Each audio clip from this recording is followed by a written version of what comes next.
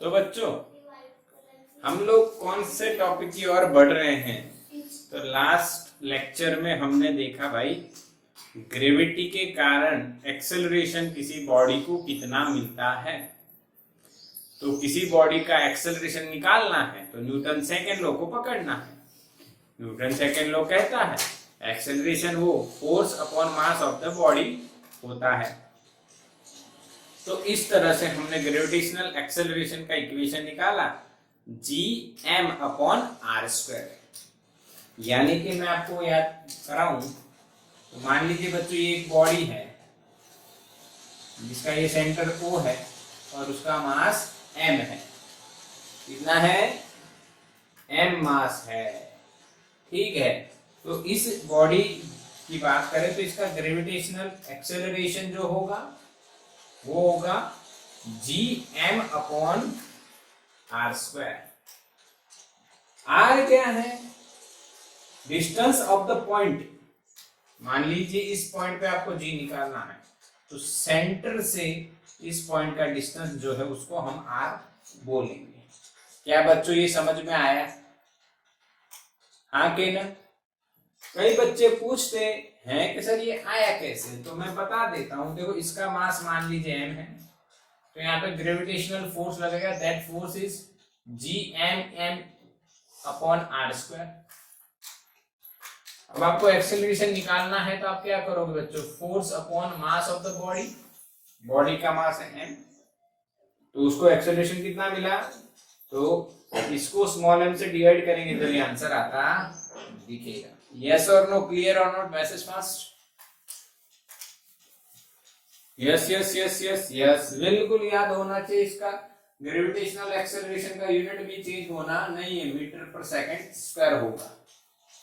अच्छा, फिर हमने सरफेस पे भी देखा था और इनर पार्ट में भी देखा था कि अंदर कितना होगा, और एक शॉर्टकट भी देखा था ना, G = 4/3 गोरी पारो या घर पे रहो। Rho is the density of the body. Corona में कहां पे रहो भाई? घर पे रहो। और दो बच्चों ने जो मैंने शॉर्टकट बनाया वही अंदाजा लगाया था, यानी ये भी एक बढ़िया बात है। बोलो क्लियर? रहा के ना? चलो ठीक। तो अब हम किस जर्नी की ओर जा रहे हैं? क्योंकि ग्रेविटेशनल एक्सेलरेशन कैसे निकला ये तो आपको पता लग गया, बट अब हमारी जो जर्नी है बच्चों, जो जर्नी है वो जर्नी है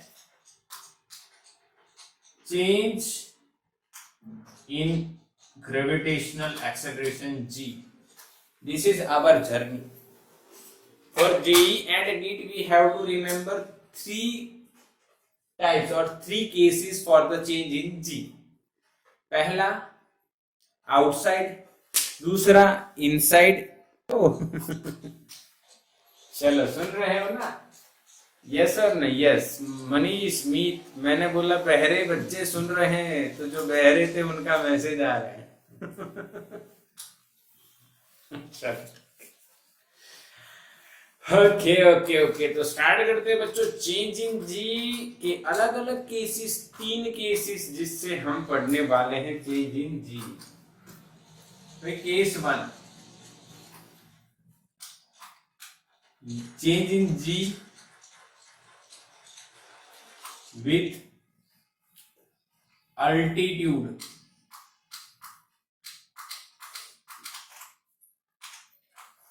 change in G with altitude, height के साथ G में चेंज। हाइट के साथ G में चेंज कैसे होगा? जैसे आप सरफेस से ऊपर जाओगे कैसे G चेंज होगा? चलो समझते हैं बढ़िया से कंसेप्ट विथ डायग्राम। मैंने यहाँ पे अपनी एक बॉडी अर्थ की बात कर लेते हैं। अर्थ की बॉडी मैंने ड्रॉ कर दी। This is the radius of the earth. मैं लिखता हूं बच्चों RE। Mass of the earth ME and centre is O। क्या बच्चों समझ में आई बात?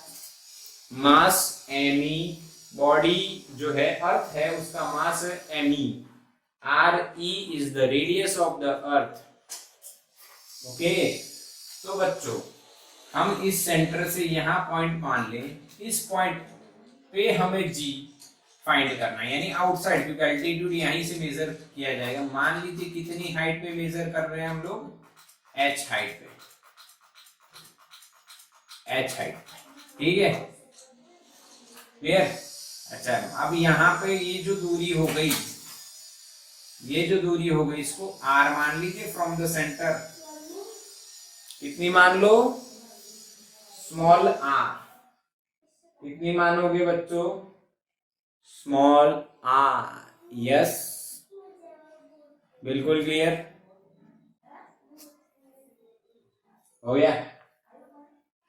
अब यहां पे एक स्मॉल m मास मान लो, तो भाई ग्रेविटेशनल फोर्स उस पर लगेगा, तो gravitational force on small m by earth, वो हम लिखेंगे F G is equal to G M M over R square. सही है, हाँ कि ना। फिर मैं लिखूंगा ग्रेविटेशनल एक्सेलरेशन,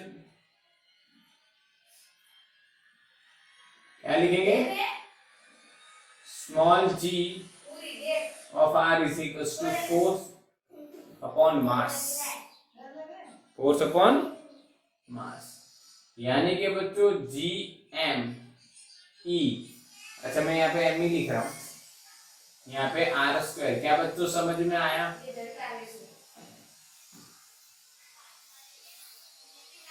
क्या बच्चों समझ में आया कि नहीं आया, बिल्कुल क्लियर हुआ। ओके, अब क्या बात करेंगे बच्चों, अब ये बात करेंगे भाई ये जो r है, यहाँ पे g ऑफ r क्यों लिखा। अगर मैं यहाँ पे g लिखता, चलो ठीक, कोई दिक्कत नहीं, g चलेगा, पर इसमें मैंने g ऑफ r लिखा है क्योंकि g डिपेंड्स ऑन r। जैसे ये r चेंज होगा वैसे ही g चेंज हो जाएगा, ये हमें पता है। बट एक और बात ये है, क्या बात है, कि भाई आपके लिए आर ई तो कांस्टेंट हो जाएगी ना, एच वेरिएबल है, तो इस इक्वेशन को हमें एच के टर्म में कन्वर्ट करना चाहिए। तो भाई put R is equal to R E plus H, put R is equal to R E plus H in this equation, so that we will get answer in terms of h, g of h, और यहां पे बन जाएगा g m e upon R E plus H whole square. This is the second equation. क्या बच्चों समझ में आया। हालांकि हम इसे याद नहीं रखेंगे अभी, इसीलिए इसको हटा देते हैं, और ये समझ में आया कि नहीं आया। आर की जगह आर ई प्लस एच रखना और कुछ नहीं करना, क्योंकि एच और आर ई, अब एच के फॉर्म में क्यों जा रहे हैं, क्योंकि R E is constant, that's why we are converting this equation into the form of H, so that small R is equals to R E plus H. पक्का बच्चों, यस और नो। ठीक, क्या बच्चों आपको मेरी बात समझ में आ रही है। यस, अब बात करते हैं बच्चों एक और तरह से, एक और तरह से। देखो, क्या मैं ऐसे लिख सकता हूं g of h is equal to G M E, नीचे आर ई का स्क्वायर कॉमन निकालता हूं तो 1 प्लस एच अपॉन आर ई बचेगा, उसका स्क्वायर। ये क्या किया, देखो मैंने इन दो में से मैंने आर ई को कॉमन निकाला, तो आर ई कॉमन निकलेगा पर स्क्वायर होके बाहर निकलेगा, तो आर ई का स्क्वायर, यहाँ पे 1 और यहाँ पे H upon R E, H upon R E, हाँ के ना, यस और no, H upon R E. बोलो समझ में आ रहा है, ऐसा तो डाउट नहीं हो रहा है ना, कि सर यहाँ पे आर स्क्वायर लिखा है तो यहाँ पे आर का स्क्वायर आएगा, क्योंकि यहाँ पे हमने आर ही कॉमन निकाला है, पर उसको बाहर लिखेंगे तो आर का स्क्वायर लिखना पड़ेगा। और यहाँ पे आर है, यहाँ पे आर नहीं है, इसलिए डिवाइड करना पड़ा। चलो ठीक। अब ध्यान से देखिए, at surface GE is GME upon R square। भाई जो सरफेस वाला होगा वो सरफेस का इक्वेशन है GME अपॉन RE स्क्वायर। यहाँ पे सरफेस पे जो होगा gravitational acceleration GE is equal to GME upon RE square. और ये हमें पता है बच्चों, ये 9.8 होता है। कितना होता है? 9.8। अब ये डायरेक्टली हम यहाँ पे लिख सकते हैं, इसीलिए हमने यहाँ पे आर स्क्वायर बाहर निकाला, तो हमें जी ऑफ एच अब मिलेगा GE upon 1 plus H by R E whole square. क्या बच्चों समझ में आया इक्वेशन? हाँ के ना? इस इक्वेशन, ये इक्वेशन आपको पता चल गया, इसमें से मैंने आर ई को बाहर निकाला और आर ई का स्क्वायर हो गया। अब आर ई का स्क्वायर बाहर आ गया तो यहाँ पे 1 plus H upon R E, H upon R E का स्क्वायर। अब ये कॉमन क्यों निकाला? G M E upon R E square common इसलिए निकाला यहाँ पे gravitational acceleration on the surface of the earth वो कांस्टेंट है 9.8, हमें वो वैल्यू पता है, इसीलिए हमने इसकी जगह जीई रख दिया और ये फाइनलाइज हमने कर दिया equation GE upon 1 plus H upon R E square. This equation is for any height, कोई भी हाइट हो उसके लिए वह वैलिड है ये, ठीक है। बट अगर आप एक स्पेशल केस सोचो इसमें, जिसमें h जो बहुत छोटा है with respect to R, h बहुत छोटा है, R radius of the earth लगभग 6400 किलोमीटर होती है। कितनी होती है? 6400, 6400 किलोमीटर। अब मान लो आप अर्थ की सरफेस से 1 किलोमीटर गए या 100 मीटर गए या 500 मीटर गए, तो उस केस में तो जो h है वो 500 मीटर है और जो RE है वो 6400 किलोमीटर है, जो बहुत बड़ी वैल्यू हो जाती है। अगर ऐसा केस होता है तो हमें क्या करना रहेगा वो मैं अब बताता हूं आपको। देखो इस इक्वेशन को हम g of h is equal to g into the bracket 1 प्लस h upon R E raise to -2 लिख सकते हैं, क्योंकि ये ऊपर लेके आ गया मैं तो मैंने -2 रख दिया। अब बच्चों इसमें आपको बात ये ध्यान रखनी है, if h is less than RE, then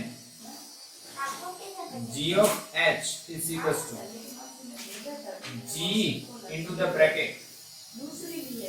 अब यहाँ पे जो मैं इक्वेशन लिखने वाला हूँ वो according to binomial theorem y, यानी जैसे कि ये इक्वेशन की फॉर्मेट होती है जो मैथ्स में आती है, हम वो यहाँ पे पूरी एक्सप्लेन नहीं करेंगे और ना ही पूरी समझेंगे, ठीक है।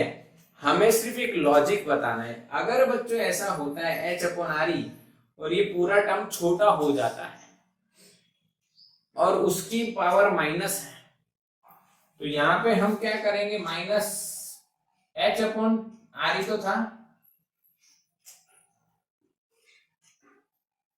ये का ये लिख देना है और इसकी जो पावर है वो मल्टीप्लाई कर दी यहाँ पे बीच में, तो -2h अपॉन आर ई। उसके बाद हायर ऑर्डर भी आएगा, स्क्वायर, क्यूब, 3 पावर, और H और RE का रेशियो बहुत छोटा है, इसलिए वो पावर जो है हायर ऑर्डर पावर जो होंगे हायर ऑर्डर आएंगे वो 0 हो जाएंगे, इसलिए हम वो नहीं लिखते हैं। पर मैंने आपको जो शॉर्टकट बताया क्या बच्चों को समझ में आया? अगर ऐसा होता है और पावर जो नेगेटिव है तो वो आपको पूरा टर्म ऐसा का ऐसा लिख देना है और बीच में ये जो पावर हो इसको मल्टीप्लाई कर देना है। तो यहाँ पे 1 H/RE तो था और ये -2 हमने यहाँ पे मल्टीप्लाई किया कर दिया, तो this will becomes our final equation, जो आपको याद ही रखना है, जो आपको याद ही रखना है। क्या बच्चों समझ में आया कि नहीं? आके ना, यस और नो? यस। देखो एक कहानी चली है कई बच्चों के लिए यहाँ पे, जैसे आप जिन बच्चों ने मैथ्स से घबराते हैं, अब वो घबराते घबराते इतना घबराना तो बिल्कुल नहीं, आपको पता चल गया कि मैथ्स के बिना फिजिक्स आना असंभव है। ओके, तो अब उसकी आदत आपको मैंने डाल तो दी, बहुत सारे सम्स करवाए, बट जैसे जैसे आगे बढ़ेंगे तो कुछ कुछ छोटे छोटे नए नए फंडास आते रहेंगे, मैं उनके शॉर्टकट्स आपको बताते रहूंगा। ठीक है, ये तो यहाँ पे कोई फंडा नहीं था इसलिए इसका कोई मतलब नहीं, ये तो पता है। फिर से एक बार देख लीजिए, एम ई मास है, एम मास एच हाइट पे है, total R distance from the centre, तो फोर्स इतना लग गया। एक्सेलरेशन निकाला तो फोर्स अपॉन मास कर दिया। अब आर की जगह आर ई प्लस एच ला रहे हैं क्योंकि आर इज कांस्टेंट तो एच इज वेरिएबल, तो हमें आर की जगह मैंने आर ई प्लस एच रख दिया। अब ये भी आंसर सही है सर, ये भी सही है, इसमें क्या दिक्कत है बच्चा? ये भी सही है, पर इसमें आपको जी एम ई बार बार लिखना पड़ेगा। यहाँ पे जी एम ई और आर ई फिक्स है, तो आर ई को नीचे से कॉमन निकाल के ये जीई यानी कि 9.8 लिख दिया, GE upon 1 plus H by R E का स्क्वायर। अब ये कोई भी हाइट के लिए इक्वेशन लग जाएगा, छोटी बड़ी बहुत बड़ी कुछ भी, सबके लिए लग जाएगा। बट अगर स्पेशल केस की बात सोचें कि जब h बहुत छोटा हो, 100 metre 200 metre 500 metre 1000 metre 2000 metre, सोचो ऐसे छोटा हो, तो H/RE जो है उसको हमने इस टर्म को ऊपर लेके -2 लेके आएंगे, तो यहाँ पे बाइनोमियल थियरम लग जाएगा जिसकी पावर बढ़ती जाएगी। तो पावर बढ़ती जाएगी तो H/RE बहुत छोटा होगा। क्यों? H RE से बहुत छोटा है तो H/RE बहुत छोटा होगा, और उसका स्क्वायर करोगे तो और छोटा, यानी हायर ऑर्डर पावर तो बहुत छोटी हो जाएगी 0। तो हमें हायर ऑर्डर नहीं लिखना है, सिर्फ फर्स्ट ऑर्डर लिखना है। फर्स्ट ऑर्डर लिखने का लॉजिक क्या है? आपको बाइनोमियल थ्योरम नहीं आता है तो भी लॉजिक मैं बता देता हूँ। जो टर्म है वो वैसी की वैसी रख दो और जो पावर हो ना उसको बीच में मल्टीप्लाई कर दो, तो -2। बोला समझ में आया? तो this is the main equation 1 - 2H/RE, और इसके नीट में क्वेश्चन पूछे गए हैं। यानी बच्चों आपको अब सिर्फ ये और ये ही याद रखना है, ये तो वही लॉजिक चल रहा है जो हमें पहले आता था। तो ये change in G with altitude screenshot निकालेंगे बच्चों जल्दी से। तो बच्चों change in G with altitude खत्म। Case 2,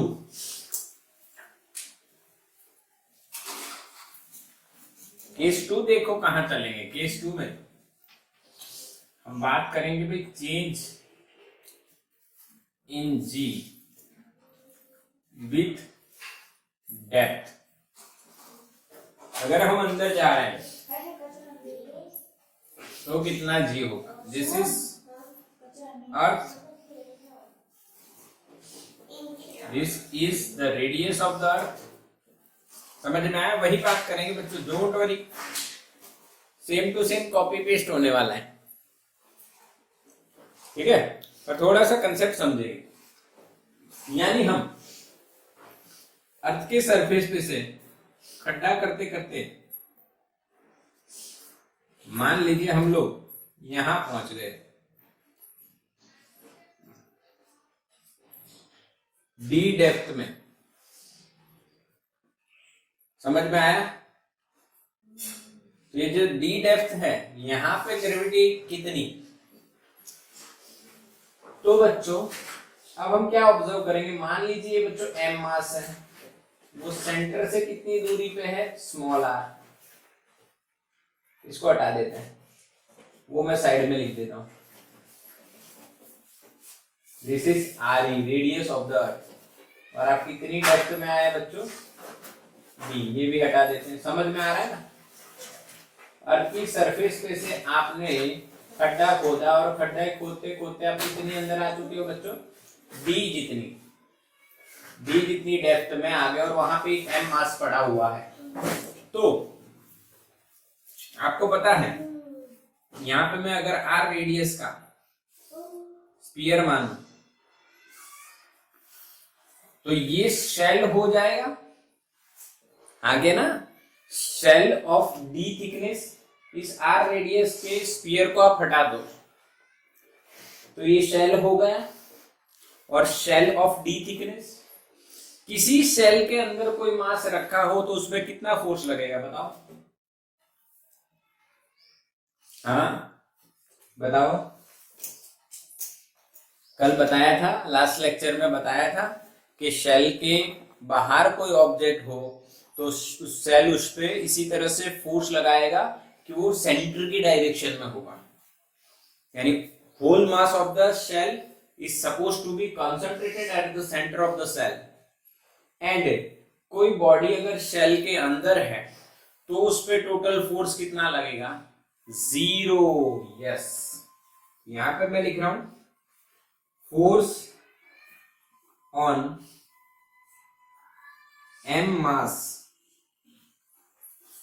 bye shell of d thickness is 0। ये एक कंसेप्ट जो कल चलाया था उसके हिसाब से ये जो शेल बना वो इस मास पे कोई फोर्स नहीं लगाएगा। तो अब फोर्स कौन लगाएगा, बात ये हो जाती है, फोर्स कौन लगाएगा स्मॉल एम मास पे। जो बाहर वाला शेल है वो तो नहीं लगा रहा है, वो तो नहीं लगा रहा है, तो कौन लगा रहा है, तो जो आर रेडियस का स्फीयर बना वो लगाएगा। यस और नो, कौन, आर रेडियस का स्फीयर बना वो लगाएगा। तो सपोज इसका मास मान लीजिए स्मॉल एम डैश, यहां पे मैं लिख रहा हूं mass of sphere of radius small r is m dash। समझना है आपको, बढ़िया कंसेप्ट देने वाला हूं, ओके। चलो m dash is equals to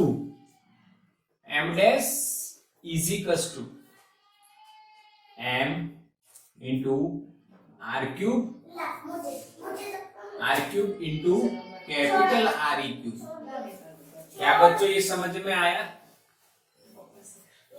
हाँ कि ना? हमारी रिकॉर्डिंग में समझ में आ रहा है आप लोगों को, हाँ कि ना?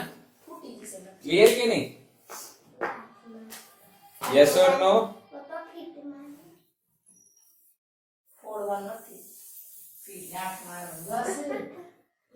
यस और नो मैसेज करो जल्दी से, हाँ कह रहा? यस। अच्छा समझ में आ गया, मेरे को लगा नहीं तुम्हें समझ में आया। देखो बताता हूं, इसका लॉजिक यहाँ लिख देता हूं, जिन बच्चों को नहीं समझ में आया वो लॉजिक देख लेंगे। Mass is equals to density into volume, तो mass is equals to density into volume of sphere 4/3 pi r cube, then mass is proportional to r cube, m dash, okay, and mass of earth अगर हम लिखें तो are E cube आएगा बच्चों। अगर M dash R cube के proportion में हुआ इस कंसेप्ट से, डेंसिटी इज कांस्टेंट ना, डेंसिटी इज कांस्टेंट मानते हैं, तो M dash is proportional to R cube. अगर उसी तरह से आप अर्थ के टोटल मास की बात करें तो एम इज प्रोपोर्शनल टू उसकी रेडियस कितनी है आर ई क्यूब, फिर M dash upon M E किया तो R cube upon R E cube हो गया और ये सॉल्व किया। बोलो समझ में आया? अरे हाँ के ना, यस और नो? हाँ, तो भाई force on M mass, small M mass by M dash, gravitational force that is F is equals to G M dash M upon R square. सही है? सही है भाइयों और बहनों? क्या दिमाग में बात उतरी कि नहीं? यस और no? Yes yes yes. G of R is equals to G M dash upon R square. ये तो वही इक्वेशन आया जो पहले आ रहा था। अरे भाई वही आएगा ना, थोड़ा कोई नया आएगा। अरे वही आएगा, सेम आएगा, कोई चेंज नहीं आएगा। यस और नो? यहाँ पे एम ही लिखना पड़ेगा, अर्थ का मास। ओके, आया समझ में? अब एम डैश की वैल्यू रखेंगे और क्या करेंगे इसमें। अगर आप एम डैश की वैल्यू रखते हो तो आपको एक नया इक्वेशन मिलेगा। देखो, G of R is equal to G M E R cube upon R E cube, यहाँ पे स्मॉल आर स्क्वायर। तो हमें आंसर मिलेगा G M E into R, R square और आर क्यूब तो आर हो गया, upon R E into R E square. अरे ये मैंने क्या किया, देखो आर ई क्यूब को मैंने are E square into R ई लिखा। इसका कारण पता है, ये जीई हो जाएगा तो हमारी इक्वेशन बनेगा GE into R upon R E. ये है जी ऑफ आर और यही इक्वेशन आपको याद रखना है। ये भी चलेगा, यहाँ पे एम डैश है, ये बात ध्यान रखनी, और यहाँ पे एम ई है। क्या बच्चों समझ में आया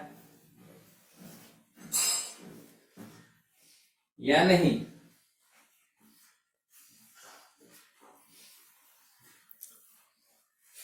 पहले इतने पोर्शन का मास हमने निकाला एम डैश, उसका लॉजिक मैंने बताया कि कैसे निकला।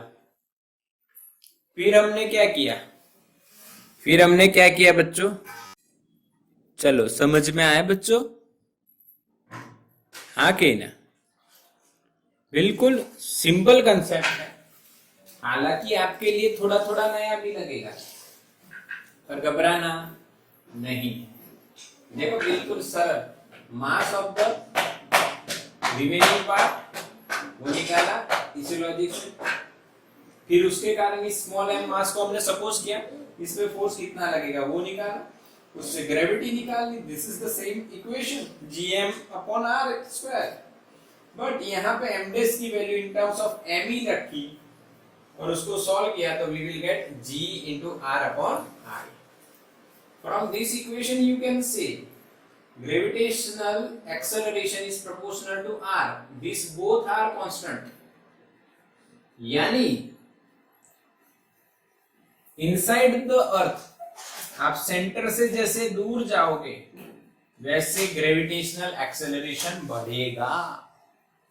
अच्छा, बट हम तो कहां होंगे? सरफेस पे।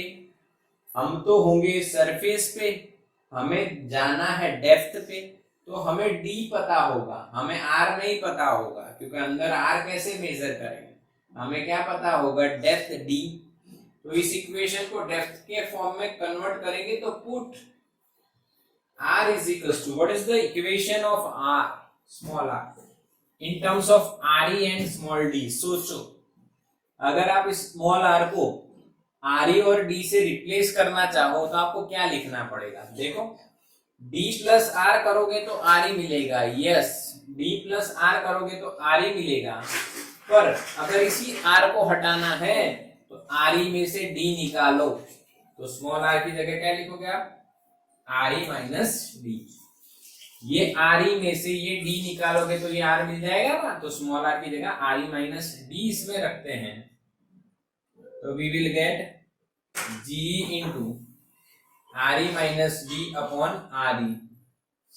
अच्छा यहाँ पे स्मॉल आर अब हट जाएगा, अब यहाँ पे डी आ जाएगा, बिकॉज स्मॉल आर की जगह हमने डेप्थ के फॉर्म में इक्वेशन को कन्वर्ट कर दिया। तो final equation for the depth D is G R E by R E 1 minus D by R ई।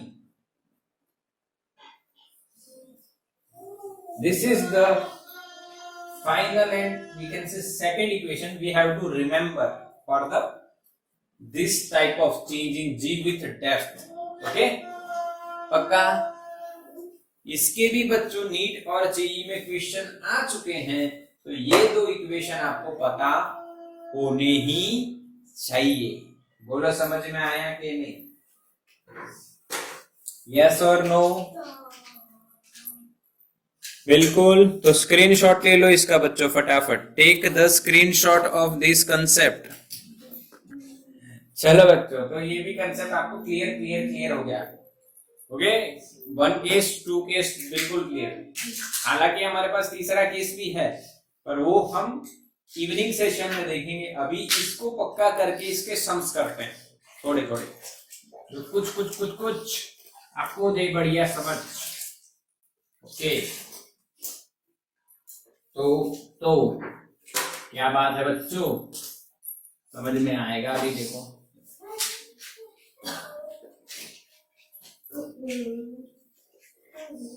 चलो देखो, ये है याद करने का तरीका, ये है अर्थ।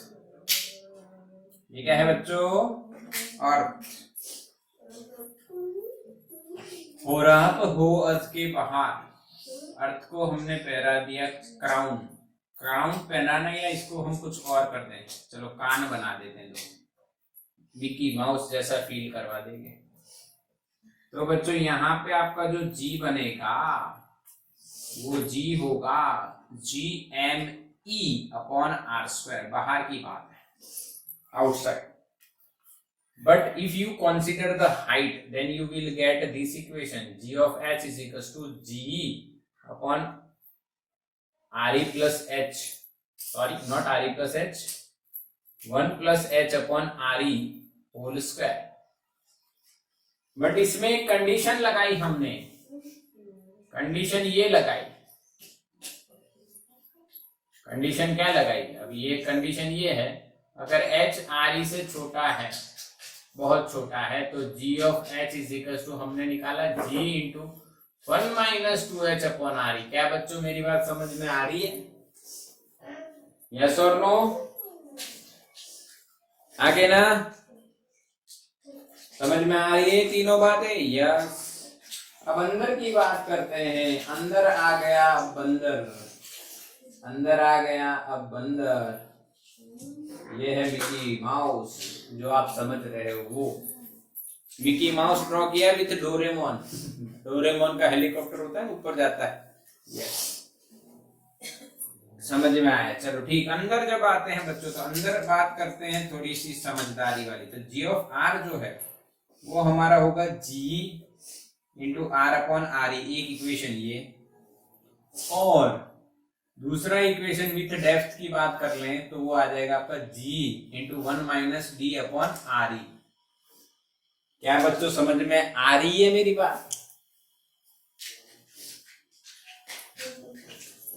यस और नो?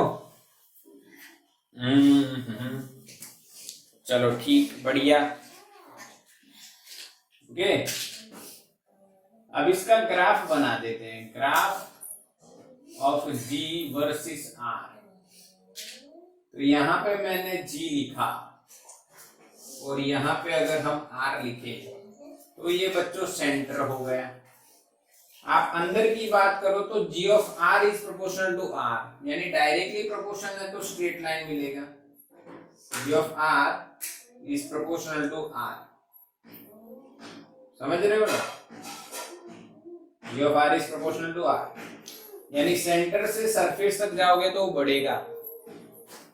ये आगे सरफेस पे जहां पे आर बराबर आर ही हो गया, तो यहाँ पे मैक्सिमम मिलेगा आपको। जी कैसा मिलेगा यहाँ पे बच्चों, मैक्स। फिर आउटसाइड जब आते हो तो आर के साथ वो इनवर्सली प्रोपोर्शन में नहीं है, स्क्वायर के इनवर्सली प्रोपोर्शन में है, तो जल्दी से घटेगा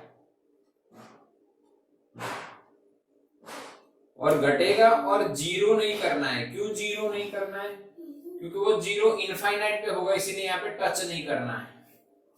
क्या बच्चों समझ में आया ये, यस और नो? यहाँ पे जी मैक्स अपने को पता है कितना होता है, 9.8 मीटर पर सेकंड का स्क्वायर होता है।